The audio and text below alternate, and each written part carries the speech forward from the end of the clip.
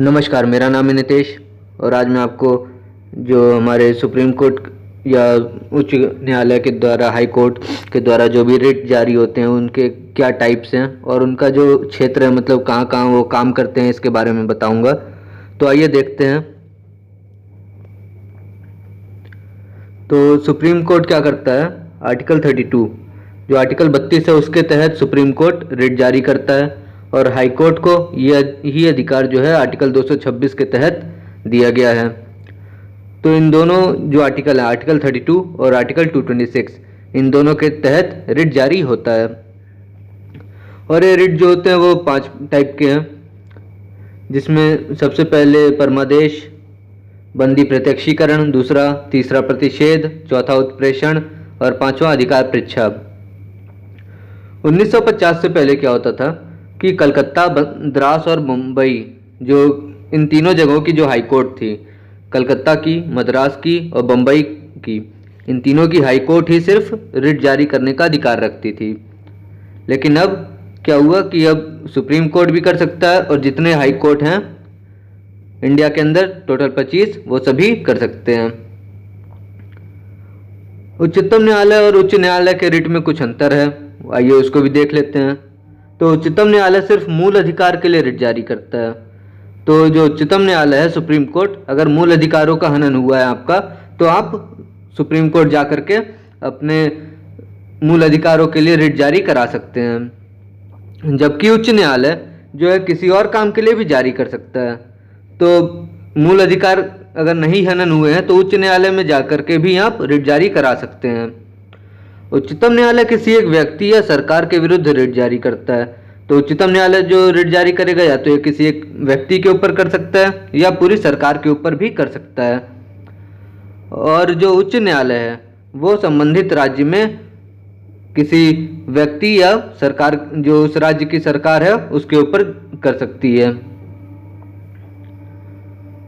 तीसरा पॉइंट है, अनुच्छेद 32 के तहत उच्चतम न्यायालय को मूल अधिकारों का रक्षक और गारंटी देने वाला बनाया गया है।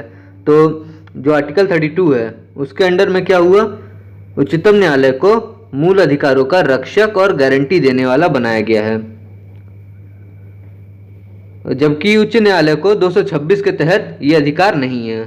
तो जो सुप्रीम कोर्ट है वो हमारे मूल अधिकारों का रक्षक और गारंटी देने वाला बन गया और जो हाई कोर्ट है उसके पास ऐसी कोई अधिकार नहीं प्राप्त है। तो सबसे पहला रिट देखते हैं, बंदी प्रत्यक्षीकरण। इसको इंग्लिश में कहते हैं हेबियस कॉर्पस, जिसका हिंदी में अर्थ हुआ शरीर को प्रस्तुत किया जाए। तो जो ये हेबियस कॉर्पस है वो एक लैटिन शब्द है। इसमें क्या कहा गया कि शरीर को प्रस्तुत किया जाए। तो जो बॉडी है जिसको अरेस्ट किया गया है तो उसको जज के सामने न्यायालय में प्रस्तुत करना है। तो एक प्रकार का ये कानूनी आज्ञा पत्र होता है जिसके द्वारा किसी गैर कानूनी कारणों से गिरफ्तार व्यक्ति को रिहाई मिल सकती है।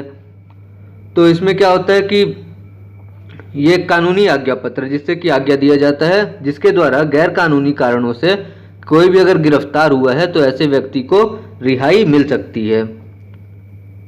बंदी प्रत्यक्षीकरण आज्ञा पत्र अदालत द्वारा पुलिस, किसी एक व्यक्ति पर या अन्य गिरफ्तार करने वाले राजकीय संस्था को यह आदेश जारी कर सकता है। तो जो अदालत होती है वो बंदी प्रत्यक्षीकरण का जो आदेश है वो किसी एक पुलिस वाले व्यक्ति पे या फिर पूरे के पूरे जो संस्था है उसके खिलाफ भी ये जारी कर सकती है। और ये कहता है बंदी को अदालत में पेश किया जाए और उसके विरुद्ध लगे हुए सभी आरोपों को अदालत में बताया जाए। तो इसमें क्या कहता है कि जिसको भी हमने अरेस्ट किया है उसको अदालत में पेश करें और उसके खिलाफ जो भी आरोप हैं उन सभी को अदालत में बता दिया जाए। यह आज्ञा पत्र गिरफ्तार हुआ व्यक्ति स्वयं या उसका कोई सहयोगी न्यायालय से याचना करके प्राप्त कर सकता है। तो इससे क्या होता है कि इस टाइप की जो आज्ञा पत्र है उसको गिरफ्तार, जो व्यक्ति गिरफ्तार हुआ है या फिर उसका कोई भी सहयोगी, जैसे वकील हो गए या कोई दोस्त हो गया या घर का कोई सदस्य हो गया, ये न्यायालय से जाकर के याचना करके प्राप्त कर सकता है। कुछ ऐसी भी कंडीशन रहती हैं जिसमें ये जारी नहीं किया जा सकता। तो देखते हैं, हिरासत जो है कानून सम्मत हो, मतलब जो हिरासत में लिया गया है वो कानून के प्रोसेस से लिया गया हो, कानून के तरीके से लिया गया हो। कार्यवाही किसी न्यायालय या विधानमंडल की अवमानना से हुई हो, तो अगर किसी भी न्यायालय की अवमानना की जाए या फिर विधानमंडल की अवमानना की जाए तो उसके तहत अगर आपको गिरफ्तार किया गया है तो उस संबंध में आप बंदी प्रत्यक्षीकरण का नहीं कर सकते हैं। न्यायालय के आदेश के द्वारा हिरासत में लिया गया हो, अगर न्यायालय ने किसी को आदेश दे के हिरासत में लेने के लिए कहा है तो बंदी प्रत्यक्षीकरण नहीं लग सकता है। हिरासत जो है न्यायालय के न्याय क्षेत्र से बाहर हो, तो मान के चलिए किसी को अगर खतरा है तो खतरा होने की स्थिति में क्या होगा, वो व्यक्ति पुलिस के पास जाएगा और कहेगा कि मुझे इस व्यक्ति से खतरा है। तो व्यक्ति ए को खतरा महसूस हुआ है व्यक्ति बी से, तो वो पुलिस के पास गया, उसने कहा कि मुझे व्यक्ति बी जो है उससे मुझे खतरा है, मेरी जान जा सकती है। तो इसमें क्या होगा, उसने शिकायत की पुलिस में, तो फिर इस जो मुकदमा हुआ है इसके बारे में जांच करेगी पुलिस। अगर वो उसको लगता है पुलिस को कि ये जो व्यक्ति बी हैं इनको हिरासत में ले लेने से इनकी जो सुरक्षा है वो की जा सकती है, तब भी उसका ये न्याय क्षेत्र से बाहर होता है न्यायालय के। इस समय में उसके पास बंदी प्रत्यक्षीकरण का कोई अधिकार नहीं रहेगा। परमादेश, परमादेश का क्या मतलब हुआ हिंदी में, हम आदेश देते हैं। तो इसमें क्या है कि न्यायालय द्वारा सार्वजनिक अधिकारी यों से को जारी किया जाता है ताकि उनके काम और उसे ना करने का कारण पूछा जा सके। तो ये क्या होता है, किसी भी एक अधिकारी को जारी कर दिया जाता है जिससे भी उसके काम को, जो उसने काम किया है और या फिर जो काम है वो अगर नहीं करता है तो उसका कारण पूछा जा सके। ये कब कब जारी नहीं हो सकता, किसी निजी व्यक्ति, किसी एक व्यक्ति के खिलाफ या किसी एक इकाई के विरुद्ध नहीं हो सकता। ये जब भी जारी होगा सार्वजनिक अधिकारी के ऊपर ही होगा, जैसे कि आईएएस वगैरह के पोस्ट हो गई तो इनके ऊपर ही सिर्फ इसको जारी कर सकते हैं। ऐसे विभाग जो गैर संवैधानिक हो, तो कोई भी ऐसा विभाग जो कि संविधान के अंदर नहीं लिस्ट किया गया है तो उसके ऊपर नहीं कर सकते। जब काम विवेक के अनुसार हुआ हो, जब मतलब जैसे राष्ट्रपति या राज्यपाल को विवेकाधिकार की शक्ति दी हुई है तो अपने दिमाग मतलब अपने सोच से वो कोई भी काम कर सकते हैं। तो उसी तरह से अगर किसी के विवेक अनुसार कोई भी काम है तो परमादेश नहीं दिया जा सकता। भारत के राष्ट्रपति और राज्यपाल के प्रति भी नहीं दिया जा सकता। उच्च न्यायालय के मुख्य न्यायाधीश जो वर्तमान में न्यायिक कार्य कर रहे हों उनके खिलाफ भी परमादेश नहीं दिया जा सकता, क्योंकि ये काफ़ी ज़्यादा महत्वपूर्ण पद होती हैं। इस वजह से उनसे सवाल नहीं हो सकता कि आपने ऐसा क्यों किया। प्रतिषेध, जिसका हिंदी में शब्द अर्थ हुआ रोकना, इसे किसी उच्च न्यायालय द्वारा अधीनस्थ न्यायालय जो हाई कोर्ट है वो किसको देगा, सुप्रीम कोर्ट, सुप्रीम कोर्ट कह रहे हैं सबऑर्डिनेट कोर्ट, जो भी अधीनस्थ न्यायालय होते हैं या फिर कोई भी ऐसा अधिकरण जो कि न्याय का काम करता हो, तो उसे अपने न्याय क्षेत्र से ज़्यादा काम करने के लिए दिया जाता है।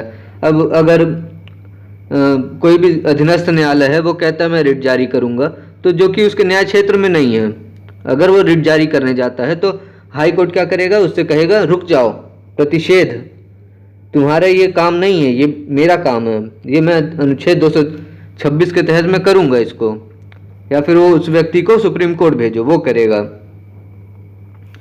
तो इसे क्या है, इसे सिर्फ न्यायिक या अर्ध न्यायिक प्राधिकार को ही दिया जा सकता है। जैसे जो न्यायालय हैं या फिर जो न्याय का काम करते हैं ऐसे ही जगहों पर इसको दिया जा सकता है।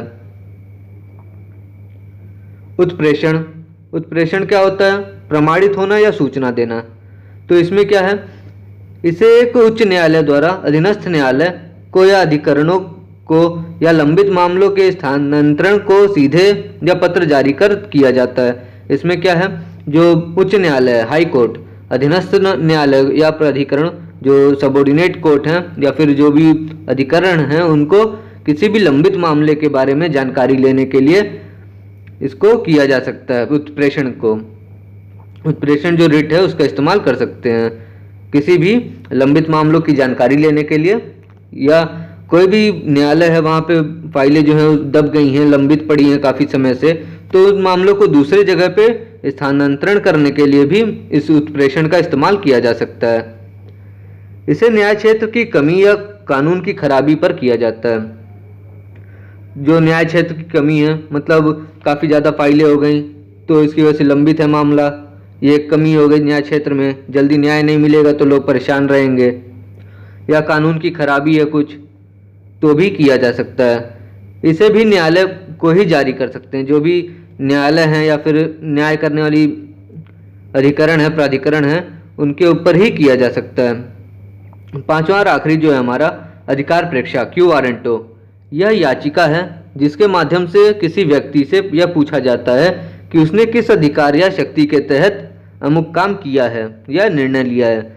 जैसे इसमें क्या हुआ क्यू वारंटो में, इससे हम किसी भी व्यक्ति से या जो से पूछ सकते हैं कि उसने हमें किस अधिकार से या किस पावर के तहत हमें गिरफ्तार किया, या फिर मतलब जो भी उसने काम किया वो किस शक्ति से किया है। अब उदाहरण में अगर देखते हैं तो पुलिस आती है, किसी को भी पकड़ रही है, तो उस व्यक्ति के पास यह अधिकार होता है कि वो उससे वारंट पूछ सके। तो वारंट एक तरह से क्या हुआ, क्यू वारंटो ही है। तो क्यू वारंटो मतलब ये सीधे सीधे एक तरह से वारंट, मतलब उससे अगर गिरफ्तार करने आया है तो हम उससे ये पूछ सकते हैं कि हाँ क्यों कर रहे हो मुझे गिरफ्तार, उसका कारण बताओ।